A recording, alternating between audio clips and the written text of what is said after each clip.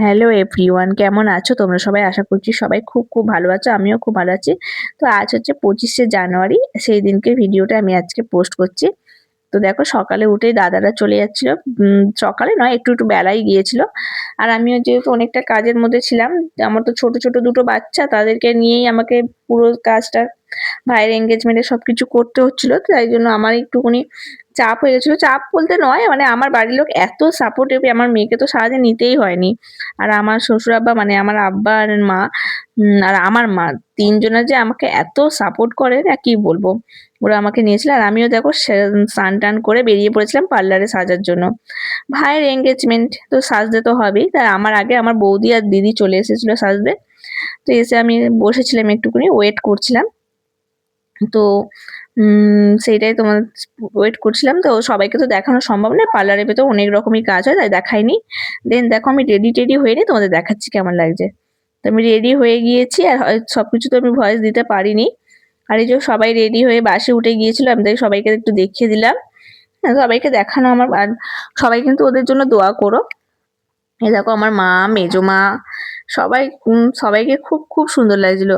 আসলে সবাই তো কিউটি পায়, তাই ওদের তো ভালো লাগবে, তাই না বলো? আর এটা হচ্ছে আমার দিদি, বড়দি, মানে আমাদের সবার বড়। হুম। আর দেখো আমার দিদিকেও মাশাআল্লাহ কি সুন্দর লাগছে, তাই না বলো? আর সবাই এই যে তারপর আমরা রেডি হয়ে আমার বরের পেছনে করে চলে গিয়েছিলাম। আর সেদিনকে আমি, আমার বর, আমার ছেলে আর আমার মেয়ে, ৪ জনেই পরেছিলাম হোয়াইট। কেমন লাগছিল বলবো তো? ইচ্ছে হলো একদিন ৪ জনায় ম্যাচিং করে পরি। এগুলো ইচ্ছে হয়েই থাকে, তাই না বলো? নিজের ফ্যামিলির সাথে সবসময় নিজেকে কানেক্ট রাখাটাও খুব প্রয়োজন। আর এই যে আমার পরিবার, দেখো মাশাআল্লাহ সবাইকে খুব সুন্দর লাগছিল, তাই না বলো?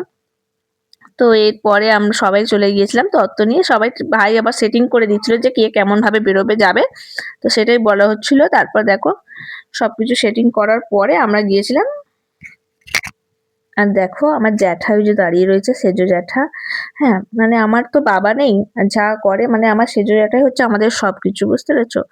ওনার হাত যদি আমাদের মাথার উপর না থাকতো, আল্লাহ মানে বলে না, যখন বাবা থাকেন না তখন ওকে ওপরওয়ালা কাউকে না কাউকে পাঠিয়ে দেয়। তো আমাদের সত্যি আমার বাবার কষ্টটা আমার সেজো জ্যাঠাই আমার যাতে করেছে। যে সেজো জ্যাঠা দেখো পাশে দাঁড়িয়ে ছিল, সেজো জ্যাঠা সবকিছু অ্যারেঞ্জ করেছে। আর এত কিছু সবকিছু করার জন্য আমার সেজো জ্যাঠা, আমার জেঠি, আমার মা আর আমার দাদারা, মানে এদের এদের ও পরিশ্রম অপরিসীম। আর আমার বৌদি, আর এই যে আমার, দেখো আমার মেয়ে হচ্ছে শ্বশুর, মানে আমার শ্বশুর আব্বা, মানে আমার আব্বার কোলে উঠে গিয়েছে। এখন তো আমার ওই আব্বা নেই, তো যে আছে সেটাই হচ্ছে আমার আব্বা। আর সবাই উপরে উঠে যাচ্ছিলাম, আর ও ছিল 3 তলায়, মানে 3rd ফ্লোরে। সেখানে গেছিলাম, গিয়ে দেখলাম যে সুয়ানা তো এখনো রেডিই হয়নি, ভাই একা এসে বসে রয়েছে।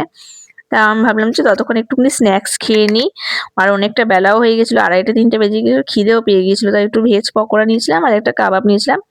ছিল অনেক রকমের কাবাব ছিল, তারপর ফিশ ফিঙ্গার ছিল, রেশমি কাবাব ছিল, হারিয়ালি কাবাব ছিল, এসব ছিল। আমি খাইনি, যেহেতু আমার ওই দিনকে তো জানো আমিও দিদি আর আমার, যেহেতু বলছিলাম না আমার বাবা মাথার ওপর বাবা নেই, তো অনেকটাই কাজের চাপ থাকে।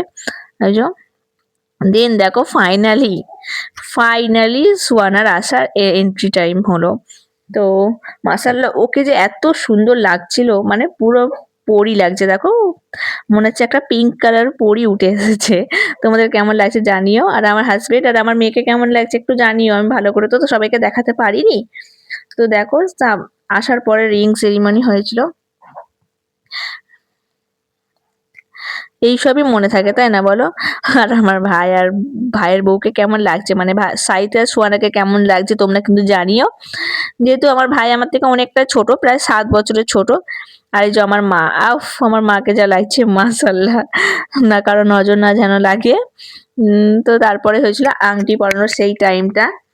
তো আংটি পরানো হচ্ছিল।